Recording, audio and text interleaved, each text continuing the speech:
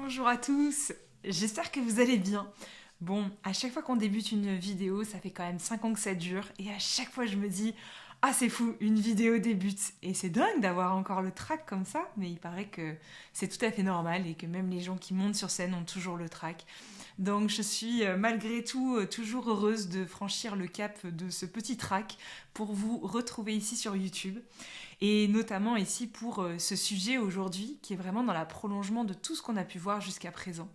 Je m'adresse ici dans cette vidéo aux personnes qui ont tout essayé, aux personnes qui se sentent bloquées, aux personnes qui voilà, ont un petit sentiment de ras-le-bol et qui vraiment aspirent à briser la coquille qui les entoure et à passer à autre chose, qui ont également ce sentiment de stagner, de ne pas évoluer ou de ne plus vraiment évoluer, même si leur vie change, et ben, ils se sentent intérieurement toujours au même endroit. Et ben, cette vidéo, elle est là pour vous, sachez-le.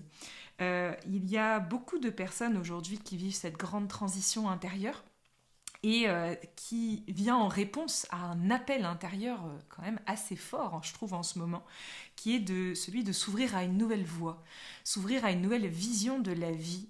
Et dans cette vidéo, moi, je vous propose de s'ouvrir ensemble à une vision de la vie qui pourrait être vécue depuis un angle universel, et non pas depuis l'angle, bon voilà, de la vie sur Terre et de telle blessure, ça veut dire ci, et telle personne, elle m'a fait ça, donc je comprends ci ou je comprends ça. Ici, j'en appelle peut-être à s'ouvrir à plus grand et envisager éventuellement d'apprendre à vivre sa vie depuis les plans universels. Donc en appliquant dans son quotidien ce qu'on appelle les lois universelles. Ici, dans cette vidéo, je vais faire un focus sur 2 lois universelles et sur comment on peut les appliquer et comment finalement ça peut littéralement changer une vie sans en changer la forme. Et la première chose que j'aimerais mettre en lumière ici, c'est vraiment cette première loi universelle qui nous explique l'électromagnétisme, c'est-à-dire le principe de la cause à effet.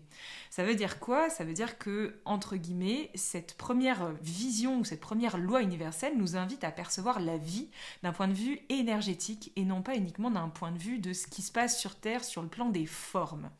Si on voit la vie d'un point de vue énergétique, on comprend que avant d'être ce corps, avant d'être nos émotions, nos pensées, il y a quelque chose qui anime et qui habite ce corps en profondeur. Certains l'appellent l'âme, mais dans d'autres traditions, on peut également lui trouver d'autres noms. Cette âme, littéralement, c'est ce qui anime ce corps, mais aussi ce qui est animé. En cela, c'est ce qui contient l'animation à entendre sur le plan de la mémoire. Donc l'âme, c'est le grand réservoir de la mémoire. Et cette mémoire, elle est vibratoire. Elle n'est pas dans le monde des formes. Ces vibrations, cette âme, c'est comme une note de musique qui va s'offrir sur Terre à travers un panel vibratoire. Et imaginez cette note de musique ou cette partition qui s'offre, elle va s'offrir de manière harmonieuse, mais aussi de façon un petit peu bancale. On va imaginer ici que dans les différentes mémoires cristallisées dans le siège de notre âme, eh bien, il y a des mémoires qui n'ont pas été comprises, qui n'ont pas été entendues et qui n'ont pas été dissoutes. Vous savez, ça ressemble grandement à ce qu'on vit ici sur Terre, quand on vit des expériences dans sa vie, qu'on peut appeler des traumatismes.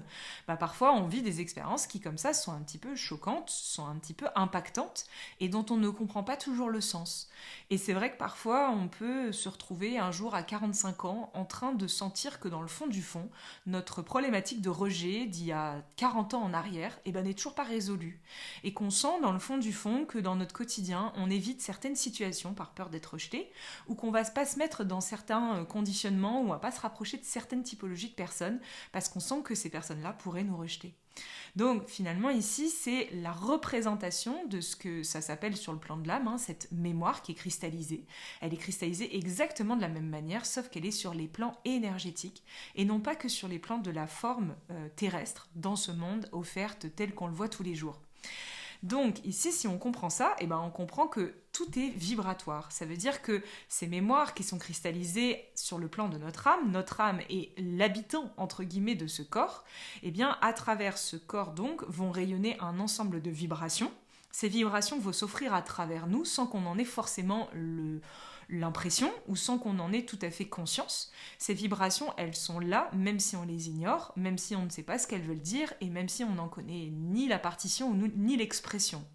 Or ici, sur Terre, ces vibrations vont s'offrir dans une matière et vont donc nous revenir à travers une expression d'expérience, donc à travers une forme. Cette expérience peut s'articuler à l'extérieur de nous-mêmes, à travers une rencontre, une situation, un handicap, une expression dans la matière, ou également se retranscrire à travers une forme que nous vivons nous intérieurement, une maladie, une dépression, une difficulté intérieure. Ici, que ce soit à l'intérieur ou à l'extérieur, ça ne change rien. On est ici face à quelque chose qui nous revient par rapport à un plan vibratoire qui demeure la plupart du temps inaccessible, c'est-à-dire le plan de l'âme. Nous, ici sur Terre, on se dit, bah voilà, moi j'ai ma vie terrestre et bah voilà, j'avance dans ma vie quotidienne. Bonjour, je m'appelle Charlotte, j'ai vécu ci, j'ai vécu ça, et puis il y a ceci, il y a cela. Ça, c'est la vie terrestre incarnée avec le siège de notre personnalité, avec nos qualités, nos défauts, et c'est très très bien et il n'y a aucun jugement vis-à-vis de ça. Mais en fait, en parallèle de cette vie terrestre qui se dessine, il y a également la vie de l'âme et le parcours de l'âme. Nous, ici sur Terre, on a nos corps physiques et on a nos autres corps qui accueillent de l'information et qui grandissent et qui suivent un protocole d'expression, de croissance dans la matière. On passe de l'âge enfant à l'âge adulte, en passant par l'adolescence. Puis ensuite, on devient senior et ensuite, voilà, il se passe autre chose.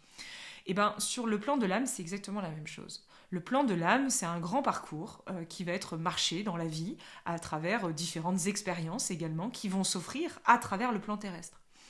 Mais la plupart du temps, les gens sur Terre vivent leur vie uniquement depuis le plan terrestre et oublient complètement le chemin qui est marché par l'âme. Quand on parle d'un chemin initiatique, on parle du chemin de l'âme. On ne parle pas du chemin terrestre.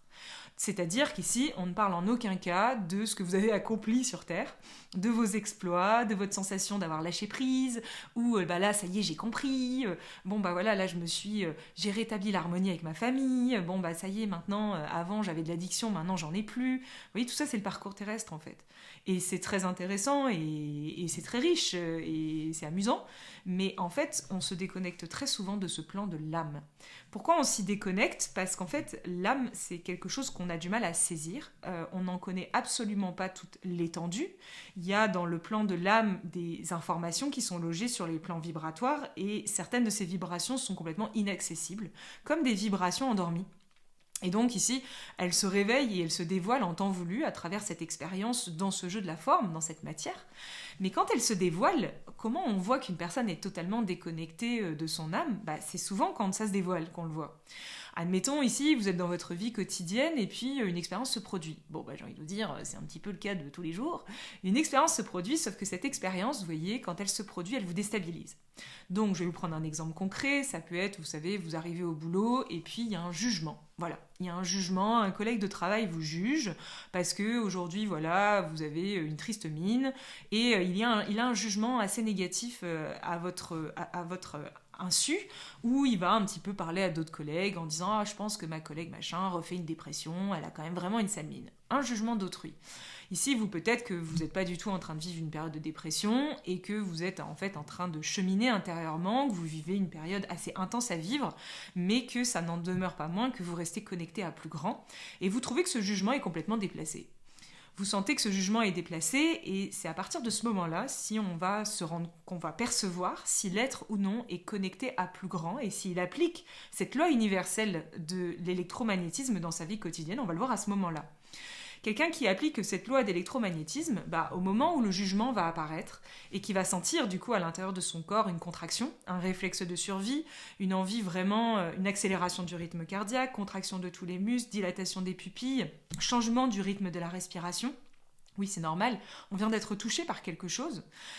Quelqu'un qui vit sa vie depuis le plan des lois universelles va répondre de manière intelligente depuis ce plan-là, en tout simplement comprenant, sans forcément le mentaliser, en comprenant spontanément que ce qu'il est en train de vivre est tout à fait la résultante de quelque chose qui est vibré. Même s'il n'en a pas du tout le sens, la direction, ou qu'il ne comprend pas forcément ce qui lui arrive, malgré le fait qu'il ne comprenne pas, malgré le fait qu'il ne saisisse pas pourquoi tout cela se présente, ni qu'est-ce que tout cela lui enseigne, il sait, sans pouvoir l'expliquer, le démontrer, que si tout cela se présente, c'est que forcément, il y a une réponse à quelque chose qui est en dedans. Et dans ce en dedans, on parle sur le plan de l'âme. Et non pas sur le plan de la personne incarnée qui fait bien ou qui fait mal. On parle sur les plans de l'âme, de cette mémoire vivante cristallisée sur les plans de l'âme.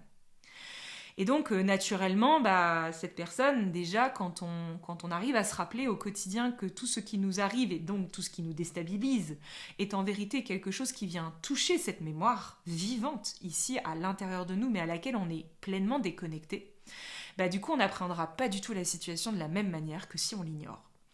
Quand on ignore que tout cela fait écho à cette mémoire plus profonde, on répond de mille et une manières. En gros, on peut envoyer bouler cette personne, on peut la fuir, on peut rentrer un petit peu dans une explication avec elle et discuter avec elle pour lui expliquer que vraiment elle n'a pas compris, se justifier, aller parler à un autre collègue et lui raconter ce qu'on vient de vivre, etc., etc. Il peut se passer énormément de choses. Mais ce qui va animer le fond de toutes ces actions, c'est une réaction intérieure. C'est une réaction à ce que je ressens. En fait, moi, ce que je ressens dans le fond, c'est que quelqu'un a cherché à me faire du mal, que quelqu'un m'a jugé indécemment et qu'en plus ce jugement était faux et qu'il faut que je me défende. Il faut que je me défende ou il faut que je me protège. Donc il y a vraiment cet instinct de protection, de vite, il faut se protéger, se défendre, chercher des alliés. Mais ce qui motive tout ça, c'est une peur en fait. Donc on réagit avec la peur. Et cette peur qu'on va ressentir à l'intérieur de nous, grandissante parce que ça vient de nous toucher, cette peur, cet inconfort, cette injustice qu'on ressent à l'intérieur, on va chercher par tous les moyens à le soulager. On peut le soulager en discutant avec le collègue, on peut la soulager en faisant une prière, on peut soulager ça en méditant, en allant marcher dans la forêt, en mangeant, en discutant avec d'autres collègues à ce sujet, en allant voir un psy. En fait, ici, peu importe ce qu'on va faire, ce qui anime en profondeur cette action que nous faisons, c'est vraiment cet instinct de soulager absolument ça tout de suite. Dit autrement, on prend cette agitation, on prend ce qui remonte à l'intérieur de nous et vite on cherche à s'en extraire. Et ça, vous voyez, c'est une manière de faire qui est très contemporaine et qui est très commune. Mais cette manière de faire-là nous coupe totalement du plan de notre âme et de l'évolution de notre âme, et surtout de la croissance de notre âme. Pourquoi ? Parce qu'ici, on vient de prendre cette mémoire et on vient de la décharger à l'extérieur. Donc cette mémoire ne peut pas être digérée, elle ne peut pas être entendue, ni comprise, ni dévoilée, parce qu'à l'instant où on en ressent son expression dans nos corps, puisque nos corps ici sur Terre, physiques, émotionnels, mentaux, sont les réceptacles de l'information. C'est grâce à ces corps que les mémoires sur le plan de l'âme peuvent remonter à travers nous. C'est dans ces corps que ça remonte. Et ici, les humains qui sont déconnectés du plan de leur âme, en fait, ils prennent toute cette agitation qui remonte sous forme de pensée, sous forme d'émotion, et vite ils cherchent à s'en débarrasser. En fait, eux, ce qu'ils veulent dans le fond, version plus spirituelle puisque j'entends les deux versants, je cherche par tous les moyens à me soulager de cet inconfort. Je cherche par tous les moyens à retrouver rapidement la paix. Parce qu'en fait, cet inconfort qui me secoue à l'intérieur, moi j'étiquette ça comme une absence de paix. Et en fait, moi je suis sur un chemin spirituel, je parle de la spiritualité moderne ici, entendue à travers des protocoles, des outils et des techniques. Moi, ce que je veux dans le fond, c'est retrouver la paix. Donc je vais chercher par tous les moyens à remettre de la paix. Mais en fait, finalement, en cherchant à retrouver de la paix, je soulage l'agitation. Je l'envoie ailleurs, en fait. Je m'en débarrasse, ou avec des techniques contemporaines de la spiritualité, je vais chercher à transformer tout ça. Mais en vérité, ici, j'interviens. J'interviens. Et je ne laisse pas cette âme agir à travers moi. Moi, ici, je prends le taureau par les cornes et je décide, depuis le siège de mon libre arbitre, avec ma personnalité, je décide d'intervenir ici et maintenant. Parce que ce que je vis est désagréable. Et c'est tout à fait normal, je veux dire, il n'y a pas de jugement avec ce dessin-là, on n'a pas dit qu'il était mal, on a juste dit qu'ici c'était un dessin. Mais la problématique avec ce dessin, c'est qu'à force de faire ça au quotidien, c'est comme si on allait repousser. Et au bout d'un moment, à force de repousser, on finit par être bloqué. Voilà. Et c'est souvent là où on arrive à un constat de je me sens bloqué, j'évolue plus, j'ai pas la sensation de cheminer intérieurement et je me sens un petit peu enfermée. Pourtant, je mets en pratique des techniques spirituelles où je vais voir un psy, version matière, mais quoi que je fasse, non seulement le problème revient sans cesse, évidemment, puisque ce qui n'est pas digéré revient. Ce qui n'est pas réharmonisé revient. Si on regarde la loi universelle de cause à effet qui dite électromagnétisme, on comprend que tout ce qui est vibré revient en fait. Tout ce qui est envoyé attire. Donc c'est un jeu fréquentiel qui est simple à comprendre et c'est vrai que si on le met en pratique dans nos quotidiens, c'est un petit peu renversant parce que ça veut dire que si ça revient, c'est que c'est encore là.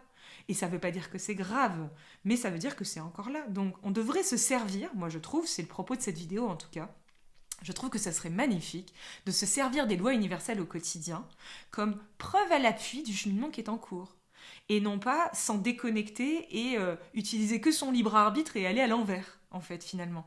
Parce que si on applique les lois universelles dans son quotidien, bah, on se rend compte que, bah, tiens, là, avec bonne volonté, j'ai fait de mon mieux, parce qu'on fait tous de notre mieux, attention, hein. J'ai fait de mon mieux, j'ai été voir mon psy. J'ai fait de mon mieux, j'ai discuté avec mon collègue. J'ai fait de mon mieux. Mais ici, peu importe ce que j'ai fait, dans le fond, a posteriori, je me rends compte que ça revient. Eh bien, je devrais alors, au lieu de me dire ça marche pas, la psychanalyse ou la psychothérapie ne fonctionne pas, ou mon collègue m'a mal conseillé, je devrais plutôt me remettre en question intérieurement et me dire ah, cela veut donc dire qu'il y a quelque chose à l'intérieur de moi que je n'ai pas encore perçu, que je n'ai pas encore entendu. Et peut-être que cette chose-là n'est pas dans la matière ou dans la forme que ça prend, mais dans l'intention avec laquelle j'agis en profondeur, ou plutôt ici, je réagis. Quelqu'un qui commence un petit peu à cheminer comme ça va tôt ou tard arriver à une conclusion qui est ok, bah maintenant je prends le taureau par les cornes, je réponds à l'appel intérieur et je décide d'apprendre à vivre ma vie depuis le plan des lois universelles. Ça veut dire quoi ? Ça veut dire qu'au moment où mon collègue me juge, même si c'est désagréable, même si je me retrouve avec une agitation, même si je me retrouve avec plein de pensées, je vais me retrouver parfois même avec du jugement, hein, ce qui m'est désagréable, hein, parce que moi j'ai pas envie de juger les autres. Je vais me retrouver parfois avec de la colère, qui même peut même s'exprimer parfois, à travers une gestuelle ou à travers un verbe. Même si tout ça, je me rappelle de ce qui est en train de se produire. Et ce qui est en train de se produire est une réponse à quelque chose qui est présente dans le jeu vibratoire qui est à l'intérieur de moi. Et ce jeu vibratoire, c'est un jeu de l'âme.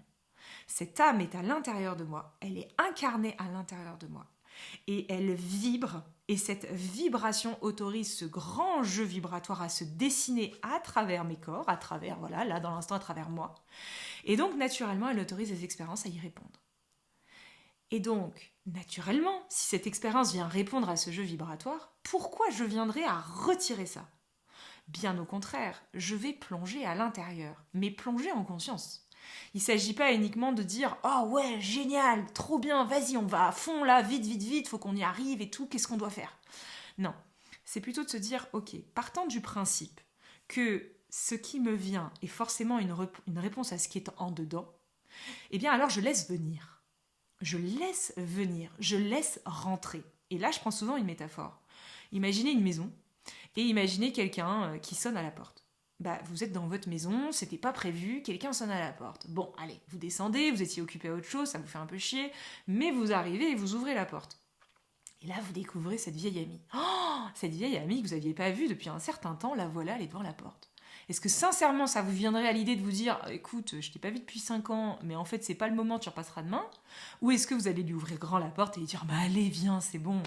Bienvenue, hein, c'est trop cool. Et puis la joie de voir cette ancienne amie va complètement prendre le dessus sur l'activité que tu étais en train de faire, qui soudainement n'a plus aucun autre intérêt. En fait, c'est plus du tout important. Et bah vous voyez cette vieille amie, bah, c'est comme cette souffrance qui vient toquer à la porte. Quand on se retrouve dans cette situation que j'ai dépeinte au départ, hein, de jugement d'autrui, hein, quelqu'un qui nous juge, bah vous voyez, le jugement, c'est un petit peu comme un vieil ami qui vient sonner à la porte et qui demande à rentrer. Et c'est un ami qu'on connaît bien. Hein. Alors peut-être qu'on ne l'a pas vu depuis longtemps parce qu'on a appris à se protéger du jugement des autres. On a appris à bien organiser nos vies, à les contrôler pour justement pas s'exposer à tout ça. Parce qu'on sait que ce vieil ami, d'un côté on l'aime bien et dans le fond du fond on le reconnaît comme un ami sur le plan de l'âme. Mais sur le plan terrestre on a oublié que c'était un ami et on le voit comme un ennemi. Mais sur le plan de l'âme, ce qui vient frapper à nos portes est un véritable ami. C'est un grand messager divin. Donc, quand on vit notre vie sur le plan de l'âme connecté aux lois universelles, c'est pas qu'on saute de joie quand quelque chose nous apparaît parce qu'on reste humain. Et la partie humaine de notre être a également toute sa place et toute sa poésie et toute son expression. Donc bien sûr qu'il peut y avoir un sentiment de ras-le-bol, j'aimerais bien être tranquille 3 secondes et demie et pas être dérangé toutes les 3 secondes par quelqu'un qui sonne à ma porte. Mais d'un autre côté, on reconnaît le dessein divin et cette intelligence qui s'offre alors à ce moment-là. Alors sincèrement, est-ce que vous fermeriez la porte ou est-ce qu'au contraire vous laisseriez rentrer ? Eh bien dans l'idée, on fait rentrer. Et ça veut dire quoi? Ça veut dire que ici, l'agitation qu'on va ressentir, la souffrance qu'on va ressentir, les pensées qu'on va ressentir, tout ça, ça vient de rentrer à l'intérieur de nous. Ça vient de rentrer dans cette demeure. Et dans cette logique ici, où on vit notre vie sur le plan de l'âme, bien plus que sur le plan de la matière, ou le plan terrestre uniquement, déconnecté de cette sagesse-là en tout cas, c'est tout simplement d'accueillir ça à l'intérieur. Donc t'installes ton ami dans le salon, regardez derrière moi il y a un canapé, t'installes ton pote ici, tu lui dis qu'est-ce que tu veux à boire. Tu lui sers à boire et tu lui tiens compagnie. On n'a jamais dit qu'il fallait lui parler, on n'a jamais dit qu'il fallait quoi que ce soit. Juste être présent avec. Faire acte de présence avec. Accompagner cet ami dans cet espace. Être présent à ses côtés. C'est la seule chose qui est demandée. Ça veut dire quoi? Ça veut dire que ton agitation, ta pensée bizarre, ton émotionnel, tout l'historique auquel c'est raccroché évidemment, les blessures de l'enfance qui vont remonter, donc ce qu'on appelle la souffrance en grand package, cette souffrance tu la poses dans ton canapé et tu restes à côté d'elle. Voilà. Et ça s'appelle accueillir la souffrance. Ça veut dire ici, je ne cherche pas à lui parler, je ne cherche pas à la comprendre, je ne cherche pas à comprendre ce qu'elle veut pour moi et ce qu'elle a à me dire. Je ne cherche pas à la foutre dehors, je ne cherche pas à m'en débarrasser, je ne cherche pas à l'ensorceler à travers des techniques et des pratiques. Je ne cherche rien d'autre. En fait, je ne cherche plus rien. J'accueille. Je me pose ici à l'intérieur de moi et je suis en compagnie de cela. Ça veut dire, dit autrement, je suis dans ma journée quotidienne, d'un seul coup je me retrouve parasitée par toutes ces pensées de séparation, par cette émotion de colère ou d'injustice, d'avoir été jugée alors que franchement c'est pas vrai ce que cette personne a dit. Je ressens de l'injustice qui me rappelle que quand j'étais enfant j'avais vécu ça aussi et que là il est temps que je me positionne. Eh bien non, en fait, il n'est pas temps que tu te positionnes. Il est temps que tu te poses à l'intérieur de toi et que tu laisses tout simplement cet espace être à l'intérieur de toi. Le temps d'un instant, être là. Alors, tout en étant là avec lui, toi tu peux continuer un peu ta journée. Donc l'idée c'est quoi? C'est ok, maintenant que je t'ai accueilli, que t'es assis tranquille dans mon canapé et que je t'ai servi à boire, si ça te dérange pas, moi je suis toujours dans la maison, je vais juste aller à l'étage, vous voyez ici un escalier, tu montes, et puis tu te mets à l'étage et tu poursuis ta journée. Donc ça veut dire, dit autrement, t'étais en train d'écrire un contrat parce que dans ton métier, tu devais répondre à un collègue et lui envoyer ce contrat, tu poursuis ton activité. Sauf que tu poursuis avec la souffrance qui est posée dans ton canapé. Ça veut dire qu'ici, dit autrement, tu es dans ta journée, tu continues ta journée. Et attention, on n'a pas dit qu'il fallait faire semblant de rien pour autant, on est très bien au courant, on est dans la même pièce, on est dans la même maison, donc c'est pas nier la présence de ce vieil ami. Mais par contre, ça sert à rien de focaliser dessus. Maintenant, il est là. Lui, il a juste besoin d'un espace pour pouvoir s'exprimer. Et toi, de la même manière, tu as besoin d'un espace pour continuer ta journée. Mais en vérité, si on apprend à accueillir sincèrement ces espaces-là à l'intérieur de nous quotidiennement, on se rend compte qu'ils ne colonisent pas du tout l'espace. Ce qui fait qu'ils colonisent tout l'espace, sachez-le, je vous raconte une autre histoire allégorique également. Imaginez à présent, dans la version d'avant, quand on ne vit pas sa vie sur les plans de l'âme et qu'on ne respecte pas cette loi universelle, qu'est-ce qui se passe? Tous les jours, quand ça vient sonner à la porte, on dit non, c'est pas le moment. Dégage. En fait, j'en veux pas. Je veux pas de cette agitation, je veux que tu t'en ailles. Moi, je suis chez moi, en paix, j'ai ma lumière de sel qui est allumée, je suis en train de méditer, tu me déranges. Vu que tu me déranges, je n'en veux pas. Je reste centrée, je veux rester dans cette intimité-là, je veux rester comme je suis maintenant tout de suite. Je ne veux pas de toi. 1 fois, 2 fois, 3 fois, 15 fois, 100 fois, 1000 fois. Au bout d'un moment, le petit coquin, là, le vieil ami, vous pensez sincèrement qu'on est plus fort que Dieu? Je pose souvent cette question aux gens. Vous pensez sincèrement que l'électromagnétisme s'arrête à votre libre arbitre? L'électromagnétisme, il ne s'arrête pas là, en fait. En énergie, on dit que tout ce qu'on repousse grandit. Ça veut dire ici que cette mémoire cristallisée à l'intérieur de nous, elle va grandir, elle va s'élargir, elle va vibrer de plus en plus fort. Et c'est beau d'un certain point de vue. Ça veut dire quoi dans la matière? Ça veut dire que ton vieil ami, un de ces 4, il va revenir avec 15 amis à lui. Et ils vont défoncer la porte. Il sera plus lui tout seul, ils seront 15, ils seront 20, ils seront 30. Et ce sera la révolution. Et c'est là où on perd tout le monde. Et c'est normal, et c'est souvent comme ça qu'on est enseigné. Et c'est ça que les gens vont appeler par la suite de la souffrance. Et oui, c'est ça la souffrance. C'est que d'un seul coup, c'est révolution, ils enfoncent ta porte. Alors t'avais toujours dit non, mais tu n'as plus assez de force pour faire face à un tel courant de vie. parce que c'est la vie qui à ce moment-là te met une grande claque. Et c'est une claque divine, c'est absolument pas pour te faire mal. C'est pour te faire prendre conscience que les lois divines et universelles sont bien plus grandes et bien plus élargies que les lois terrestres. Et qu'il est temps d'apprendre à vivre sa vie terrestre depuis les plans des lois universelles. Quand ces êtres-là vont rentrer chez toi et qu'ils sont 15, forcément ils vont coloniser toute ta baraque. Donc à quoi ça va ressembler ? D'un seul coup tu vas te retrouver colonisé intérieurement par ta colère. Et c'est là où on va avoir par la suite effectivement des réactions qui peuvent être fortes, des actes de méchanceté, des actes, des mots blessants qu'on va par la suite regretter. Et d'ailleurs, souvent, il y a un mot qu'on va utiliser, on va dire « cette colère m'a mis hors de moi ». Ah ouais, c'est exactement ça. Tout ce qui nous met hors de nous-mêmes est juste ici la résultante un certain nombre de fois face auxquelles on a dit non, en fait. À chaque fois, on a dit non. À chaque fois, on a dit non. À chaque fois, on a dit non. Et au bout d'un moment, la résultante à tout ça, c'est révolution. Et je pense qu'en France, on est bien placé pour comprendre ce que ça veut dire. Parce qu'en plus, ça nous est montré à l'échelle collective. Donc, la révolution. Et voilà. Et là, c'est la révolution à l'intérieur. Là, c'est vraiment l'armada. Ça fout le bordel à l'intérieur. Pourtant, c'était bien rangé, bien organisé. Après 15 ans de pratique spirituelle, tout était nickel. Et là, en un claquement de doigts, tout est renversé. Et c'est souvent ça qui est difficile à vivre dans le fond. C'est même pas celui qui vient de passer la porte. C'est le fait que tout était si bien rangé et de se rendre compte qu'en fait, tout ça, ça avait été une manière de se couper de la vie. On s'était coupé de la vie. Moi, je vois beaucoup d'êtres sur Terre à l'heure actuelle qui se coupent de la vie.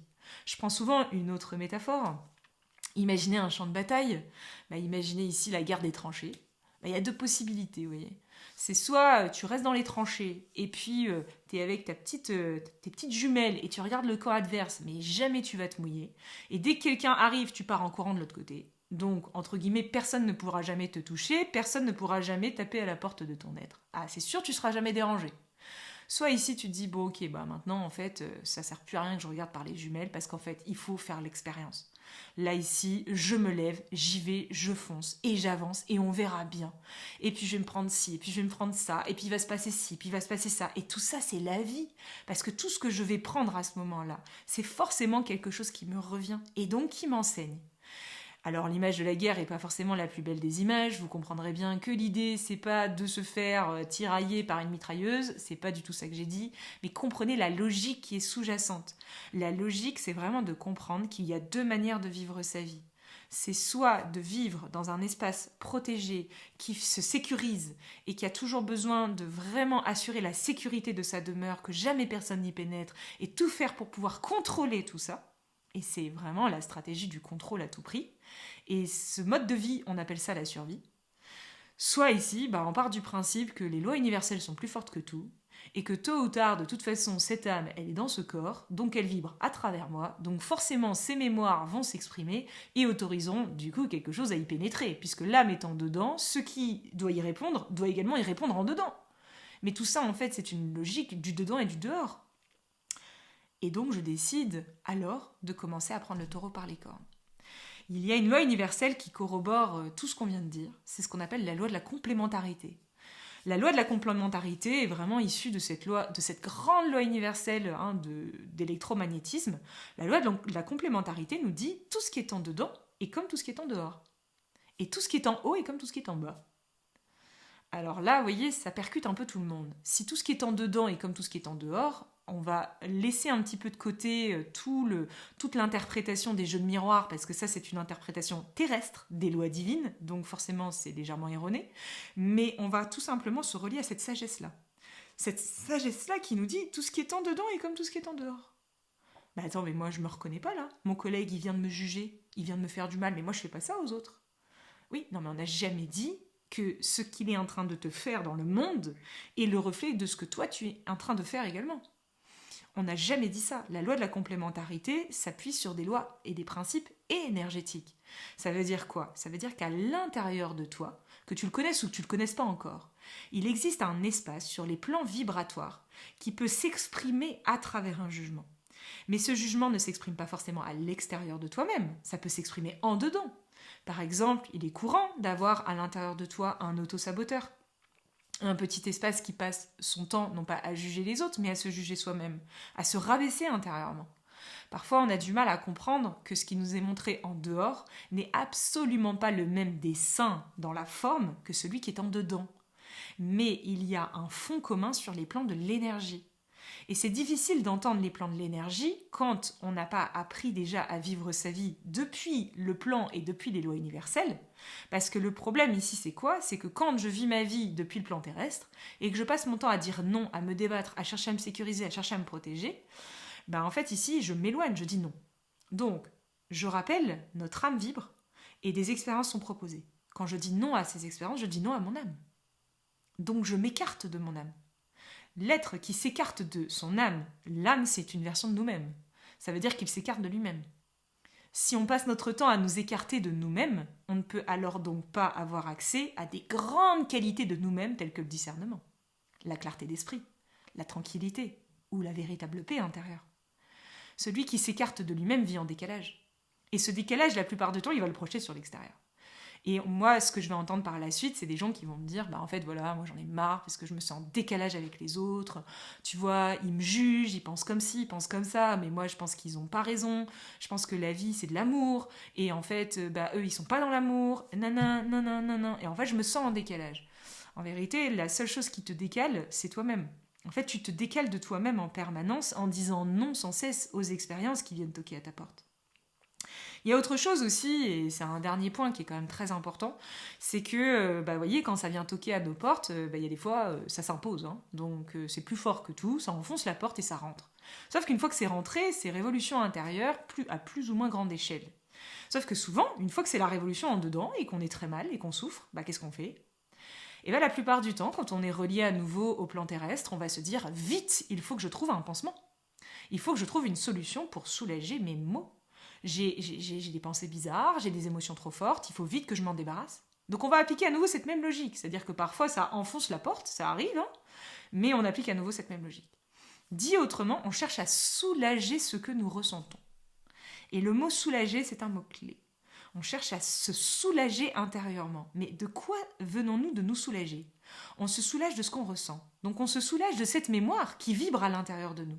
Sauf que le problème, c'est que quand on se soulage de quelque chose, on cherche à l'arrêter. Ou, dit autrement, prenez une métaphore, mettez un pansement dessus, vous verrez, ça vous soulage. Vous venez de vous faire une grosse plaie à ciel ouvert, vous mettez un pansement dessus, vous avez déjà moins mal. Et c'est exactement la même idée. On passe notre temps à mettre des pansements sur les plaies. Sauf que nous savons tous très bien ici que ce qui est couvert ne peut pas être restauré. Une plaie cautérise à ciel ouvert. Ça veut dire quoi? Ça veut dire que peut-être dans un premier temps le pansement est nécessaire pour des risques d'infection et on n'a jamais dit que c'était mal au démarrage de mettre un pansement, pourquoi pas? Si c'est faire de son mieux et si c'est ce qui est proposé, pourquoi pas? Mais ce qu'on est en train de dire ici, c'est que tôt ou tard, si on se relie à ces plans universels, tôt ou tard, quand l'être est prêt, le pansement vole en éclats. Pour pouvoir offrir cette plaie qui n'est pas encore totalement cicatrisée au ciel, aux yeux du ciel, pour pouvoir être cautérisée. Et jusqu'à preuve du contraire, cautériser une plaie se fait tout seul. Ça veut dire que ici, si vous imaginez ces plaies à l'intérieur de nous comme ces mémoires cristallisées et dissonantes sont comme des plaies. Et ces plaies ont besoin d'être cautérisées. Sauf que pour pouvoir être cautérisées, elles ont besoin d'être exposées. Dans un premier temps de notre vie, on s'incarne, donc l'âme s'incarne dans ce corps, et ces mémoires, elles sont comme endormies. Puis progressivement, elles vont s'activer par un jeu vibratoire, par une grande sagesse universelle, par un plan par-delà le plan. Toutes ces mémoires, elles s'activent, et ces petites plaies commencent à se montrer. Quand une plaie se montre, on est au courant, parce qu'un événement vient appuyer dessus. Et forcément, ça nous fait mal. Pourquoi ça nous fait mal? Parce que c'est comme mettre un doigt dans une plaie. C'est tout à fait désagréable. Donc ici, un être, évidemment, une situation, une maladie, une expérience va mettre le doigt dans la prise. Au moment où il va avoir le doigt dans la prise, qu'est-ce que moi je vais faire? Chercher par tous les moyens à mettre un pansement, à soigner, à ceci, à cela. Or, cette grande sagesse nous dit, le véritable médecin, c'est le médecin divin. Le véritable médecin peut intervenir lorsque le pansement tombe, lorsque la plaie est dévoilée. Ça veut dire quoi? Ça veut dire que tout ce qui nous soulage, ça, c'est bien un temps, mais juste un temps. Parce que ce qui nous soulage, ce sont des pansements. Donc quand on est à l'intérieur de soi avec toute cette agitation et qu'on la soulage, on se dit allez, je vais aller faire du sport, ça me fait du bien. Bah oui, c'est sûr que ça risque de te faire du bien, c'est pas le sujet, hein, d'accord, il y a pas de sujet, il n'y a pas de jugement. Mais ce qui nous fait du bien est parfois ce qui nous fait du mal sur les plans de l'âme. Ce qui nous fait du bien en apparence, et c'est tout à fait logique de penser comme ça. Quand on est connecté au plan terrestre, on pense comme ça. On se dit, allez, je vais aller faire un tour là, je vais aller en forêt, allez, ça va me faire du bien. Tous les, ça va me faire du bien. Bah en fait, oui, mais non. Oui et non. En fait, oui et non en même temps. Et quand on commence à s'élever et à apprendre à vivre nos vies depuis les lois universelles, ça ne veut pas dire qu'on ne se soulage plus jamais. Mais il y a un temps pour tout. Il y a un temps pour se soulager, un temps pour effectivement penser nos plaies. Et c'est important pour les risques d'infection, pour plein de choses. Il y a un temps pour penser. Et il y a un temps pour réouvrir. Ou faire tomber. Et ce temps-là nous est guidé. En fait, ce temps-là nous est montré. Pourquoi ? Parce que qu'on mette un pansement ou que ça se soulage, ou que ça tombe, c'est pas nous qui décidons. Ça veut dire quoi ? Ça veut dire en fait, moi ici, je vis une expérience qui vient de me coloniser intérieurement. D'habitude, je réagis. Je réagis tout de suite et je me dis je vais faire ci, je vais faire ça, je vais faire comme ci, je vais faire comme ça. Maintenant, avant de faire tout ça, la première étape, c'est je me rappelle de ce qui est en train de se produire. En fait, je me rappelle que, effectivement, si je me connecte à plus grand, je me rappelle que tout ce qui se produit en dehors est le miroir de tout ce qui est en dedans. J'ai conscience que je ne sais pas pourquoi ça m'arrive. J'ai conscience que je ne sais pas comment le soulager. J'ai conscience que si je cherche à le soulager, je suis déjà en train d'y réagir. Alors ici, je commence déjà par tout simplement faire de mon mieux. Là, dans l'instant, si c'est extrêmement agitant, violent, renversant, bien sûr que je vais intervenir très rapidement à travers une réaction. Et ce sera nécessaire. Et on est prévu pour. Mais il y a aussi des fois où des vieux amis viennent toquer à la porte de nos maisons et juste on peut se poser dans le canapé avec eux. Il n'y a pas besoin là tout de suite maintenant de chercher à réagir à quoi que ce soit. Parfois faire de son mieux, c'est juste se poser à l'intérieur de soi. Parfois faire de son mieux, c'est intervenir tout de suite et maintenant, aller faire une bonne séance de sport ou aller faire un bon bain froid parce que là, il y a besoin vraiment d'intervenir là tout de suite maintenant. Et parfois faire de son mieux, c'est encore autre chose. La première étape, c'est je fais de mon mieux, sans me demander si c'est bien ou si c'est mal. Mais c'est déjà pas du tout la même logique. C'est pas je veux me débarrasser de ça. C'est ici, je prie pour que je puisse faire de mon mieux. Et je me relie à l'idée que de toute façon, quoi que je fasse, j'expérimente. Et que je suis guidée dans cette expérience. Et ce qui compte n'est pas ce que je suis en train de faire, mais mon état intérieur. Mon état intérieur, quand peu importe comment j'agis là dans l'instant et que je fais toujours de mon mieux, quand mon état intérieur derrière, c'est en fait, je fais de mon mieux, mais je me rappelle que vraiment, dans le fond de mon cœur, j'ai une certaine forme de joie à embrasser ce que je vis. Je ressens une certaine forme d'honneur à être touchée par la vie. Je ressens une certaine célébration intérieure à avoir la chance de pouvoir toucher des espaces mémoriels qui vont pouvoir alors se restaurer. Et je n'oublie pas ce qui est en train réellement de se produire sur les plans plus profonds. Mais concrètement, je fais de mon mieux sur Terre. Sans me soucier de si c'est bien ou si c'est mal. Sans me soucier de tout ça. Et en cela, je reste ouvert et disponible intérieurement. Alors peut-être que là, temporairement, face à cette colère, il faudra que j'aille faire un tour rapidement, que j'aille en forêt courir, mais que j'aille courir, que je crie, que je m'agite ou que quoi que ce soit, en fait, je garde en tête que le plus important est de faire de mon mieux. Et faire de son mieux, ça veut dire ne pas oublier la sagesse qui œuvre à travers moi, depuis le plan de plus grand. C'est ça, faire de son mieux. C'est pas courir ou crier. C'est pas ça, faire de son mieux. C'est pas l'action en elle-même qui veut dire qu'on fait de son mieux. Faire de son mieux, c'est toujours ne pas oublier que plus grand est à l'œuvre. Même si je n'y crois pas forcément, même si je n'arrive pas à le voir, même si je ne comprends pas ce qui m'arrive, même si c'est désagréable. Et ça, vous voyez, c'est faire de son mieux. Et je pense qu'aujourd'hui, il est urgent de répondre à cet appel. Voilà. Donc, c'est vraiment un dessin intérieur à décliner au quotidien. J'entends que ça peut être une véritable révolution intérieure. Et il faut savoir que le plan de l'âme n'est pas le dernier plan d'évolution, puisqu'ensuite on apprend à vivre sa vie depuis le plan divin. Mais il faut imaginer le plan de l'âme comme un trait d'union entre ce qui se passe sur Terre et ce qui se passe dans notre divinité. Donc ici, l'identité terrestre, cette divinité, Dieu, la source, l'amour qui anime toute chose, et au milieu, il y a un trait d'union. Et ce trait d'union, c'est l'âme.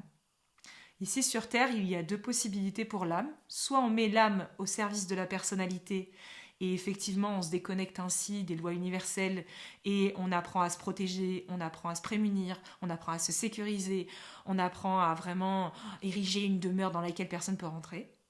Soit on met cette âme au service de cette divinité, et on honore le divin qui cultive notre sol intérieur.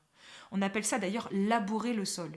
Quand on commence à être touché et qu'une plaie remonte à la surface, là comme ça, imaginez que ça remonte à la surface. Ça veut dire qu'il y avait quelque chose, il y avait des plaies à l'intérieur de nous, on n'en avait pas conscience. Et d'un seul coup, c'est offert. C'est donc comme labourer un sol. Quand on laboure un sol, on prend une pelle, on plante la pelle et on va remonter la terre à la surface et on va la retourner. C'est-à-dire que ce qui était en dedans, donc ce qui était en dessous et qui était inaccessible, est mis à la lumière. Et bien c'est ça ce qui se passe tous les jours. C'est que tous les jours, le divin laboure notre sol. Et en fait, lorsque le divin laboure nos sols, ça rend nos terres fertiles. Fertiles pourquoi ? Pour la croissance de notre âme. Et le chemin dont tout le monde parle, le chemin initiatique, c'est un chemin qui est marché par l'âme. Et non pas un chemin qui est marché par votre identité terrestre ici. Oh, moi j'ai accompli ça, moi j'ai réussi ça. Et c'est génial l'identité terrestre, elle a toute sa place dans ce grand jeu. Mais d'ailleurs quand l'âme se met au service du divin, eh bien la personnalité est également mise au service du divin. La personnalité, elle se divinise, c'est impressionnant. Ça devient un joyau transparent à travers lequel la sagesse divine peut œuvrer. On appelle ça spiritualiser la matière ou faire descendre l'esprit dans la matière. Et c'est un cheminement qui est magnifique. Mais le premier des chemins, c'est quand même l'âme qui marche. Donc le chemin, il est où ? C'est l'âme qui marche en direction de Dieu. Ça veut dire que c'est pas du tout un chemin de nous, là, sur Terre, qui allons mieux et qui ceci et qui cela. C'est un chemin en esprit. C'est un chemin intérieur. C'est un chemin dans l'invisible. C'est un chemin dans l'énergie. Et donc, ça veut dire que c'est un chemin dans le fond de nos êtres. Non pas dans notre intériorité, parce que le problème de la spiritualité moderne, c'est qu'on parle beaucoup de l'intérieur, et du coup, quand on parle de l'intérieur, les gens pensent qu'ils sont au bon endroit, sachant qu'il n'y a ni bon ni mauvais endroit, c'est une manière de parler. Mais quand on médite à l'intérieur de soi, c'est pas parce qu'on médite à l'intérieur qu'on est à l'intérieur. L'intérieur dont je vous parle ici n'est pas je suis à l'intérieur de moi et j'observe mes pensées. C'est au-delà de ça. C'est par-delà les pensées, par-delà ma méditation, j'ai foi dans le fait qu'il existe une main divine. Il existe un soleil rayonnant qui m'éclaire, mais que là, temporairement, je ne peux pas le voir parce qu'il est voilé par les nuages. Mais même s'il y a ces nuages, j'ai foi dans le fait qu'il existe et qu'il éclaire mon chemin. Et que certaines journées, les nuages en obscurcissent la vision et la clairvoyance, mais même si pendant certains jours je ne vois plus sa clarté, je n'oublie jamais que ce soleil existe. Je ne peux pas l'oublier, c'est pas possible. Et même si parfois je n'y crois plus parce que je vis une expérience qui est difficile et que je remets tout en question et que le doute m'emporte, au cœur de ce grand doute, il y a quand même encore la flamme de cette foi. Ici, aujourd'hui sur Terre, on ne demande pas de croire en ce que l'on voit, ni en ce dont on a la preuve. On demande de croire alors qu'on en doute, alors que ça ne marche pas, alors que ça ne change rien.